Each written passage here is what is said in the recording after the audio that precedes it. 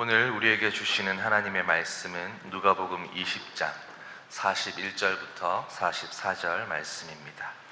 신약성경 131면 누가복음 20장 41절에서 44절 말씀 한 절씩 교독하겠습니다.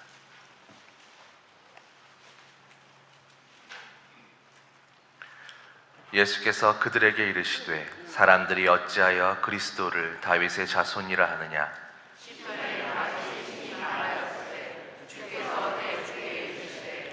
내가 네 원수를 내 발등상으로 삼을 때까지 내 우편에 앉았으라 하셨도다 하였느니라.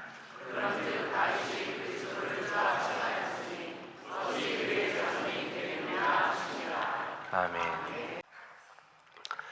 여러분, 성경에 등장하는 인물들이 얼마나 많습니까? 구약시대 아브라함부터 약 1900여 년, 그리고 신약 예수님 탄생 이후 약 100여 년, 2000년 역사에 등장하는 믿음의 선진들이 얼마나 많은지 성경의 표현으로 구름같이 둘러싼 허다한 증인들이라 했습니다. 그런데 그 많은 믿음의 사람들 가운데 특별히 더 빛나는 사람들이 있습니다. 사람은 다 같은 사람이지만 하나님과 사람 앞에 더 귀하게, 크게, 빛나게 쓰임받은 사람들이 있다 하는 것입니다. 그 중에 핵심 인물을 꼽으라 한다면 역시 아브라함과 다윗을 꼽아야 할 것입니다. 그 이유는 아브라함과 다윗이 구약의 뼈대를 이루고 있기 때문입니다. 그 뼈대에서 메시아이신 예수 그리스도가 탄생하셨습니다. 이에 신약성경 첫 장 첫 절은 이렇게 기록되어 있습니다. 아브라함과 다윗의 자손 예수 그리스도의 족보라. 구약 전체를 한 문장으로 요약하여 신약에 척 붙였습니다. 예수 그리스도가 누구냐? 아브라함과 다윗의 자손이다. 아브라함은 예수님보다 약 1900년 전 조상입니다. 다윗은 예수님보다 약 1000년 조상입니다. 한편 오늘 말씀의 주제는 다윗과 예수님과의 신비한 관계입니다. 신비한이라는 표현을 할 수밖에 없는 것은 오늘 설교 제목대로 예수님은 다윗의 자손인 동시에 다윗의 주님이시기 때문입니다. 이런 표현은 사람의 생각으로는 맞지 않는 말입니다. 자손이면 자손이고 주님이면 주님이지 자손인 동시에 주님이라. 그래서 신비한 겁니다. 오늘 본문 누가복음 20장은 보통 화요 신학 논쟁이라고 부르는 사건입니다. 예수님 공생의 마지막 주간 화요일에 있었던 일인데 바리새파 신학자와 사두개파 신학자들이 나사렛 예수에게 올가미를 씌워서 처형하려고 논쟁을 걸어온 겁니다. 제1탄 바리새파 신학자들이 예수님께 묻기를 우리가 가이사에게, 로마 황제에게 세금을 바치는 것이 옳습니까? 옳지 않습니까? 아주 고약한 질문입니다. 만약 바치라 하면 예수를 민족의 반역자로 처형할 것이요, 바치지 말라 하면 납세 거부자로 로마 당국에 고발해서 처형시키려고 하는 꾀입니다. 그런데 예수께서 가이사의 것은 가이사에게, 하나님의 것은 하나님에게 바치라. 이 고약한 질문을 한 바리새파 사람들이 뒤통수를 맞은 격입니다. 할 말을 잃고 일단 물러섰습니다. 제2탄입니다. 사두개파 사람들의 공격. 역시 고약한 질문을 가지고 왔습니다. 사두개파 사람들은 헬라화된 사고를 갖고 있어서 부활도 없다, 천사도 없다 라고 생각하는 사람들입니다. 이에 7형제의 한 아내를 설정했습니다. 이는 당시 수혼법에 따른 것으로 극단적인 가정을 한 질문입니다. 그들의 질문 요지는 부활이 없어야지. 부활이 있다면 대혼란이 올 겁니다. 7형제가 한 여자를 두고 서로 자기 아내라고 싸우지 않겠냐는 것입니다. 이에 예수께서 부활하면 시집 장가가는 일도 없고 천사와 동등이기에 그런 걱정할 필요 없느니라. 부활 있다. 하나님은 죽은 자의 하나님이 아니요 살아있는 자의 하나님이라. 결국 사두개파 사람들도 할 말을 잃었습니다. 그러니까 서기관 중 어떤 사람들이 칭찬반 조롱반 이렇게 말합니다. 선생님, 잘 말씀하셨습니다. 어쩌면 그렇게 대답을 잘하십니까? 이에 예수께서 삼탄을 날리셨습니다. 그러면 나도 너희에게 하나 묻겠다. 사람들이 어찌하여 그리스도를 다윗의 자손이라 하느냐? 이 말씀에 그곳에 있던 바리새파, 사두개파 신학자들이 잔뜩 긴장했습니다. 같은 내용을 기록한 마태복음에 의하면 예수께서 그리스도가 누구의 자손이냐 물으셨고, 이에 바리새파 사람들이 답변을 합니다. 우리가 그것도 모르겠냐 하는 뜻으로 그야 다윗의 자손이지요. 그랬더니 예수께서 시편 110편 1절을 근거로 이렇게 말씀하셨습니다. 다윗이 성령의 감동으로 고백한 시편을 보라. 주께서 내 주께 이르시되. 앞에 주는 하나님을 의미하고 그 다음 주는 메시아를 의미합니다.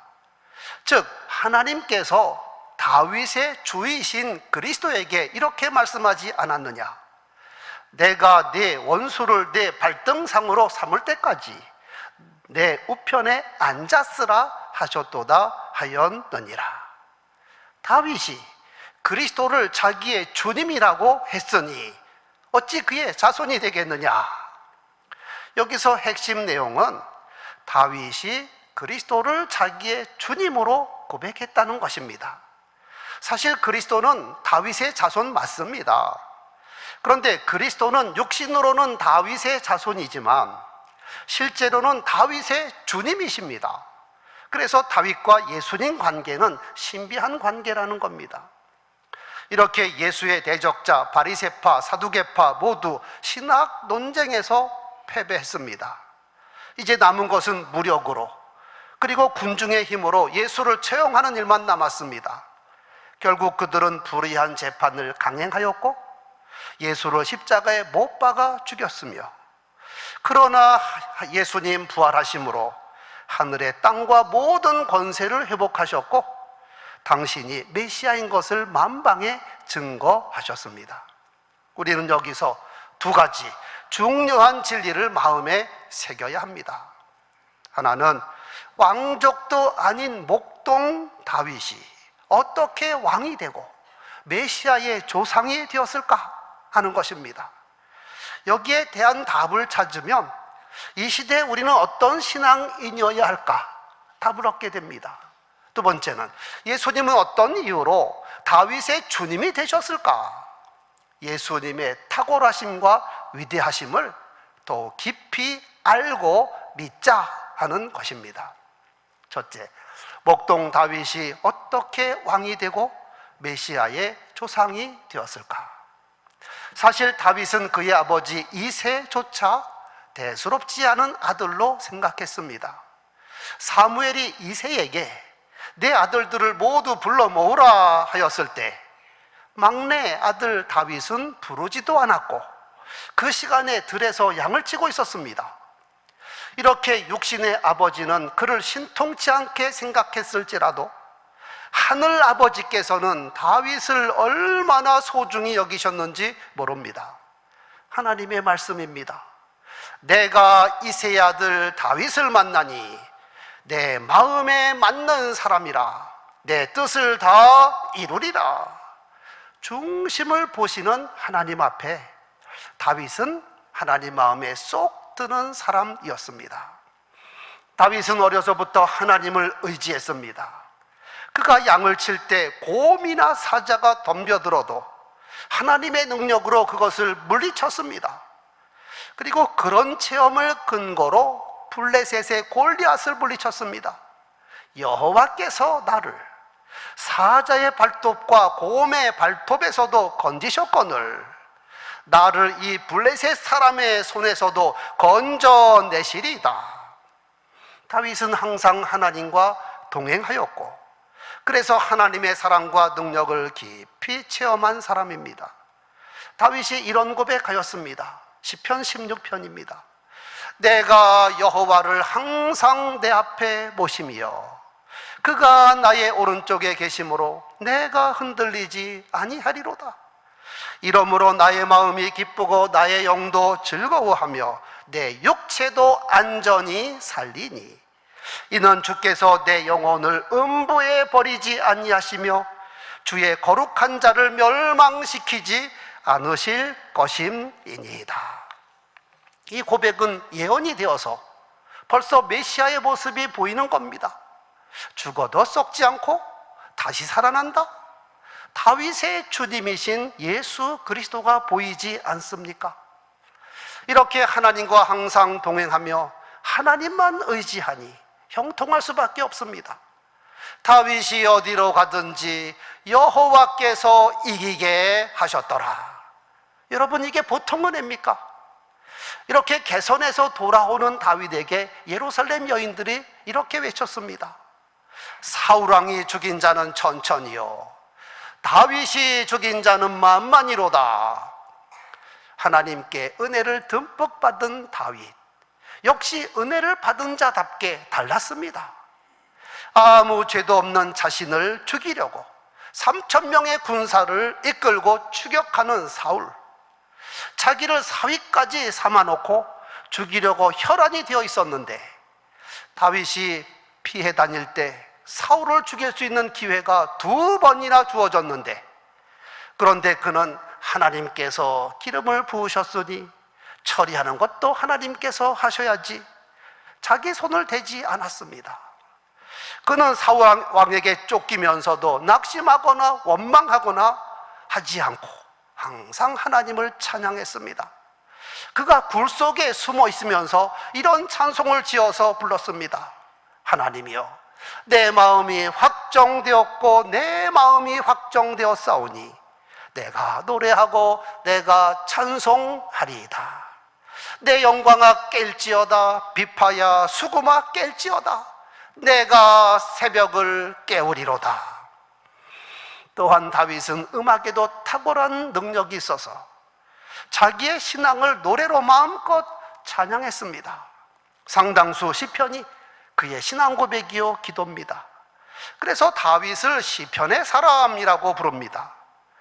또한 하나님을 사랑하여 대규모 찬양대를 조직하였고 악기도 개발하여 제작하여 하나님을 높이 높이 찬양했습니다. 이렇게 하나님과 친밀한 다윗, 이스라엘 전체 왕이 된 후에 하나님께서 번영과 평안을 주셔서 다윗 왕국을 건설하게 됩니다. 그런가 하면 그의 평생 소원이 하나님의 집, 성전을 건축하는 것이었습니다. 나는 백향목궁에 살거늘 하나님의 괴는 휘장 가운데 있도다. 물론 하나님께서 성전 건축은 정중하게 사양하시고 대신 그의 아들 솔로몬을 통하여 성전을 건축하게 하시되 다윗의 마음을 받으시고 그에게 어마어마한 언약을 해주셨습니다. 내가 너와 내 나라를 지켜주마. 내 이름을 존귀하게 해줄 것이다. 내 왕위가 영원할 것이다. 왕위가 영원하다는 말이 무슨 뜻입니까? 너는 만왕의 왕이신 메시아의 조상이 될 것이다.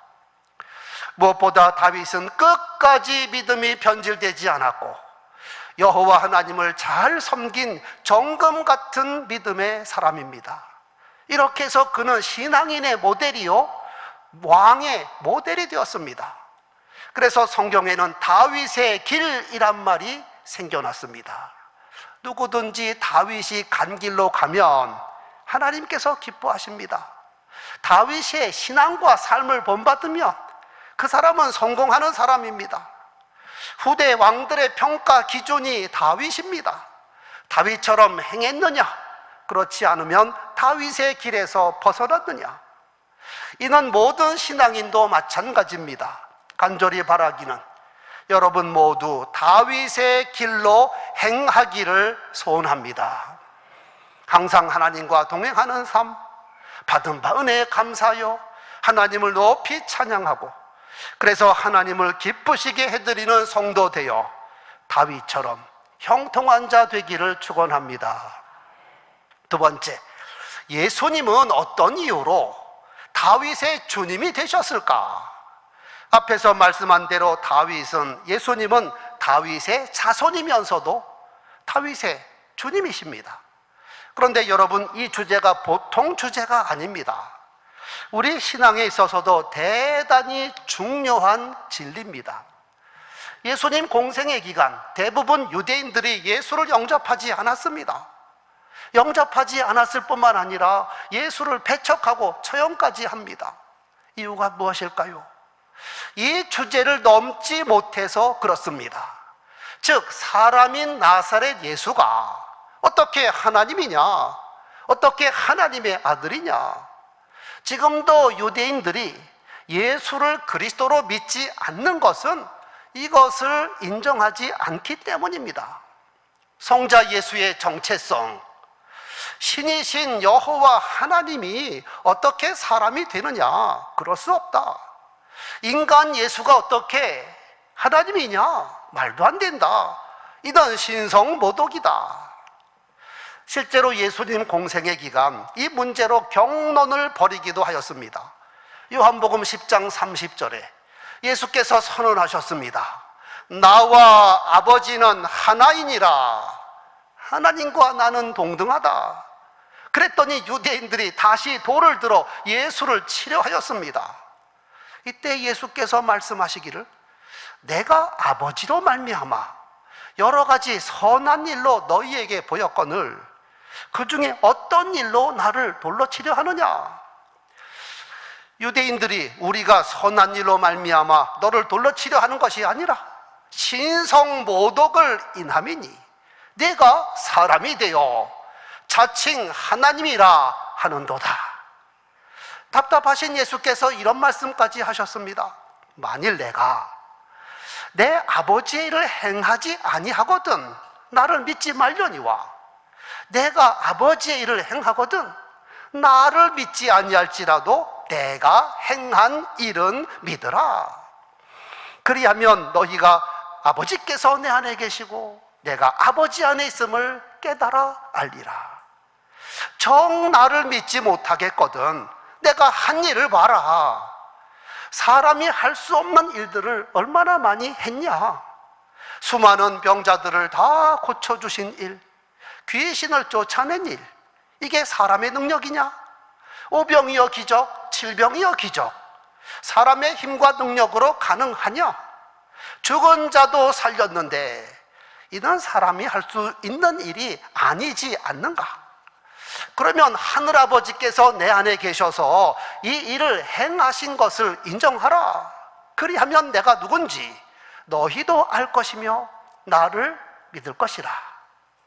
그런데도 그들이 다시 예수를 잡고자 하였고 이에 예수께서 그들을 피해 버리셨습니다. 하지만 영적인 사람 다윗은 이미 메시아 오시기 1000년 전에 자기 후손으로 태어나지만 자기의 주님이신 예수를 알아보았습니다. 그래서 다윗은 장차 오실 메시아를 나의 주님이라고 고백한 겁니다. 이와 똑같은 사실이 아브라함에게도 적용이 됩니다. 요한복음 8장 56절에서 예수께서 이렇게 말씀하셨습니다. 너희 조상 아브라함은 나의 때 볼 것을 즐거워하다가 보고 기뻐하였느니라. 이 말을 들은 유대인들이 발칵 뒤집혔습니다. 아니 내가 아직 50도 못 되었는데 아브라함을 보았다 하느냐? 정신 나간 소리 하지 말아라. 그러니까 예수께서 진실로 진실로 너희에게 이르노니 아브라함이 나기 전부터 내가 있느니라. 예수님의 정체를 분명히 선언하신 겁니다. 나는 태초부터 있는 하나님이요, 나는 창조주다. 이것이 사실이요 진실입니다.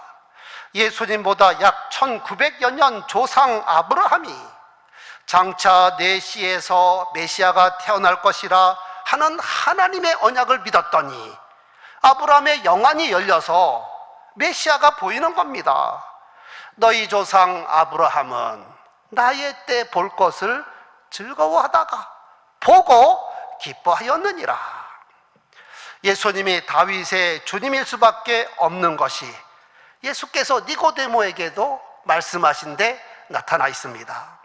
내가 땅의 일을 말하여도 너희가 믿지 아니하거든 하물며 하늘의 일을 말하면 어떻게 믿겠느냐. 하늘에서 내려온 자, 하늘에서 내려온 자, 곧 인자 외에는 하늘에 올라간 자가 없느니라. 예수님은 사람으로 오셨건만 땅에서 난 분이 아니라 하늘에서 내려오신 분입니다. 혈통으로는 아브라함과 다윗의 자손 맞지만 아브라함과 다윗의 주님이십니다. 즉 다윗과 예수님은 씨가 다릅니다. 다윗은 사람의 씨, 유다 지파 이새의 아들, 이새의 유전자를 갖고 태어난 사람입니다. 그러나 예수님은 성령으로 잉태되셨습니다. 그래서 본시 하나님이십니다. 다윗은 달려갈 길을 다 마치고 자기 수명을 다하여 죽었고 묘실에 묻힌 바 되어 그의 몸이 썩었지만 그가 고백한 내 영혼을 음부에 버리지 아니하고 내 몸이 썩지 않는다 하는 예언은 자기에게 해당되는 말이 아니라 자기 주님 예수께 해당되는 말씀입니다.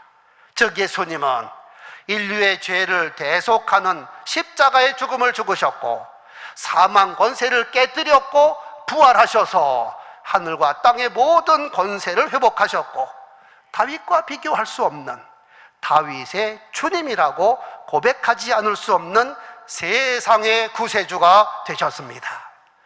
이 중요하고 귀한 진리를 유대인들이 지금이라도 깨닫고 믿는다면 얼마나 좋겠습니까? 또한 이 시대의 교회는 다니지만 예수님을 세계 3대 성인 정도로 생각하거나 단지 훌륭한 사람 정도로 생각하는 사람이 있다면 이 진리를 새롭게 믿고 고백해야 합니다. 주는 그리스도시요 살아계신 하나님의 아들이십니다. 성도 여러분, 그 훌륭한 믿음의 사람 다윗도 예수님을 나의 주님이라 고백했는데 이 시대 우리들도 먼저 다윗의 길을 가는 좋은 신앙인이 되어야 하고 다윗의 주님이신 예수님을 진정 나의 주님이십니다, 나의 왕이십니다, 이 고백이 이어지게 되기를 소원합니다.